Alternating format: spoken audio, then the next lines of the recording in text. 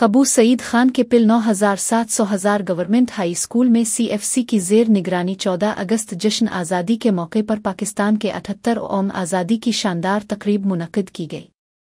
तकरीब का आगाज़ तिलावत कुरान पाक से हुआ।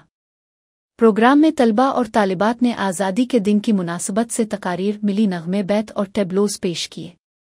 इस मौके पर आने वाले मेहमानों सद्दाम हुसैन मक्सी, नज़ीर अहमद कोसो, टाउन चेयरमैन इम्तियाज़ अली बरोही, हक नवाज सुमरू और दीगर मुकर्रीन ने खिताब करते हुए कहा कि पाकिस्तान बड़ी कुर्बानियों के बाद वजूद में आया।